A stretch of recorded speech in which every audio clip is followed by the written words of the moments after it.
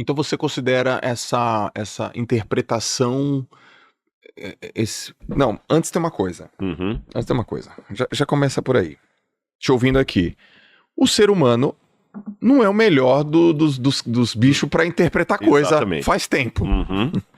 É verdade. Né? Desde milhares de anos atrás, as pessoas interpretam de uma maneira, elas colocam um filtro na interpretação, e esse filtro na interpretação mexe 1 grau o destino das coisas, que 1 ano depois foi, né, virou não sei quantos graus, né, de mudança, né, tipo aquele efeito tem borboleta, a interpretação, né? em cima da interpretação, porque você nem foi à fonte primária, Exato. mas você fica sempre reverberando na leitura que o outro fez. Tá. Isso distancia ainda mais do original. Você domina. Você domina a escrita, você domina o texto. E é a tua vida, é o teu trabalho, é o que você faz. E você disse uma coisa aqui, Rodrigo, que foi importante pra mim, que sou um cara também que veio do lado acadêmico. A academia pra mim é muito importante, a pesquisa. Porque qual que é a diferença, né, da pesquisa pra fala, né? Aparentemente, quando uma pessoa fala, é o viés dela. A pesquisa são várias pessoas perguntando, questionando de vários pontos de vista, e elas confirmam aquilo. E você falou uma coisa muito importante, você falou sobre a Bíblia faz muito mais sentido quando você coloca ela no contexto. E aí naquela época, naquela circunstância, naquele contexto, naquele local, naquele momento, naquele fenômeno, aquilo foi escrito. Mas isso é um olhar profundo, requintado, refinado. Como que a gente pode mostrar isso para a turma para que eles leiam e consigam capturar a palavra no contexto que foi escrita e transferir para o contexto atual? Dá para fazer essa ponte? Dá. Eu faço em 3 passos. Olha isso, professor é isso, né? Minha pergunta não foi uma pergunta simples, aqui mas ele vem com a resposta de 3 passos. 3 passos.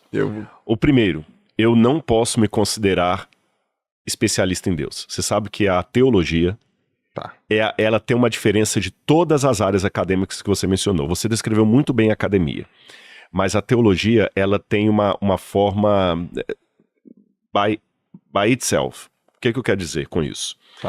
Você é um especializado em esportes. Você gastou sua vida estudando isso, questão de esporte e tudo mais.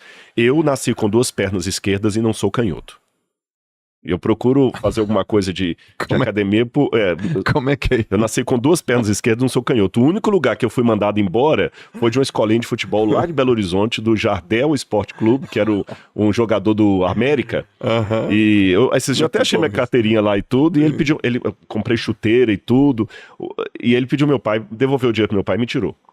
Sabe? Esse menino, vai, pai, lembra. Então, assim, se eu for discutir esporte com você, é o leigo falando com o especializado. Eu poderia dar esse exemplo para várias outras áreas. Entendi.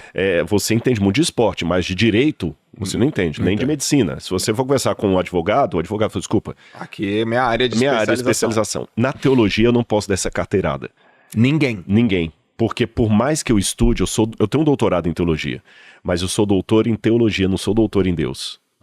Tá bom. Deus não é um objeto de especialização no qual eu posso me debruçar e colocar dentro de uma caixinha e falar, Deus é isso aqui. Então, o teólogo, na verdade, é o crente refletindo sobre a fé dele. A diferença é que o crente acadêmico, ele reflete sobre a fé com algumas ferramentas que o outro não tem. Eu posso ler grego, eu consigo ler hebraico, eu consigo ler latim, eu conheci a história do cristianismo, eu escavei, eu toquei na história bíblica, porque a gente escava, daqui a 2 meses estou voltando para Israel para escavar. A gente escava, eu toco na terra, eu pego a cerâmica, eu analiso, eu levo para o laboratório, eu faço as referências, então eu tenho ferramentas a mais, mas não significa que eu sou mais doutor em Deus do que aquela senhorinha católica beata que está lá rezando. Perfeito. Você entendeu? Desculpa, senhorinha, a senhora é semi-analfabeta, eu sei mais de Deus do que a senhora, eu sou PhD em Deus. Não existe isso. Segundo passo desse método. Então, primeiro eu tenho que ter essa humildade acadêmica. Eu sou teólogo, não especialista em Deus. Esse é o primeiro passo. Nisso a teologia é distinta de outras áreas. Mas isso é uma linha, a teologia, ela defende isso. Ela explica isso pro doutor em teologia ou você... Aqui já é o Rodrigo. Exato, é o Rodrigo. Há teólogos que se consideram doutores em Deus. Tá bom. Você entendeu? Não, porque isso aqui é uma... Quando você vê uma pessoa gritando, em primeiro lugar, aqui eu já saí, vou abrir um parênteses antes de falar dos outros 2 pontos. Quando você vê uma pessoa gritando demais, querendo ganhar no cuspe, no grito, ou no sensacionalismo, ou na depreciação do outro, aí agora, seja na teologia, seja em qualquer área, o camarada já perdeu o meu respeito acadêmico. Entendi. Sabe? Às vezes você vai ver assim, aí a única hora que dá vontade de dar uma carteirada é isso. Você fala assim, tá, meu amigo, desculpa, cadê o seu currículo Lattes? Escreveu o quê? Publicou Quantos onde? artigos você está publicando? Mas o cara vai pra... E a internet hoje, assim, virou para raio de maluco, que é o camarada vem, esse é um energúmeno, esse herege, e tudo tá errado, né? Ele não é bíblico, não é bíblico? Não, peraí, calma, ele não tá tendo a mesma conclusão que você teve. Existe uma diferença aí. Porque mesmo na área acadêmica, você sabe que há desportistas igualmente respeitados, certo, que um vai chegar a uma conclusão e falar assim, olha, pra mim eu acho que isso aqui tem que se tratar desse jeito. Isso aqui, não, médico, olha, eu acho que tem que operar o joelho. Não, eu sou contra operar. São opiniões diferentes. Opiniões diferentes. Aí é um médico assim, você é um ridículo, você não entende nada de anatomia humana, porque você está recusando a operação. E o outro, não, ridículo é você não sabe de nada. Não, os dois têm trabalho acadêmico. Você vê que eles se respeitam mesmo chegando a conclusões diferentes. Segunda coisa, eu quero colocar a Bíblia dentro do contexto. De que forma? Eu fui há mais ou menos um mês e meio, eu estive dando palestras lá em Belém do Pará. E pela primeira vez, e olha que eu me considero uma pessoa culta, eu pesquiso, sou brasileiro, pela primeira vez eu conheci o tacacá. Ou seja, que é uma coisa super tradicional de Belém, e tudo eu não fazia de ideia o que era o tacacá. E talvez muita gente que está assistindo agora esse podcast também continue sem saber o que é o tacacá. Tá?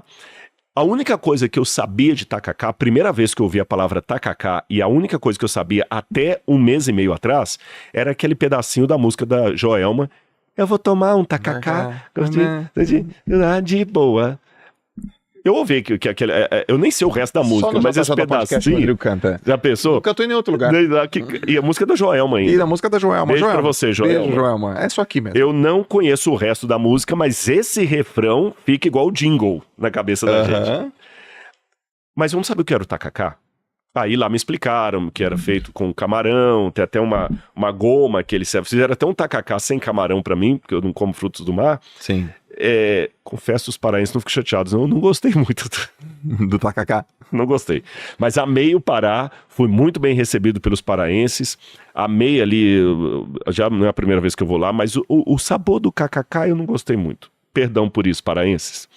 Mas o ponto que eu estou trazendo essa ilustração aqui é o seguinte, eu falo português como os paraenses, moro no mesmo país, na mesma época, e ainda assim aparecia uma palavra numa música que eu não fazia a mínima ideia do que era. Quando falava, eu vou tomar um tacacá, se isso caísse numa prova de FUVEST para mim, antes de um mês e meio atrás, eu seria reprovado na questão.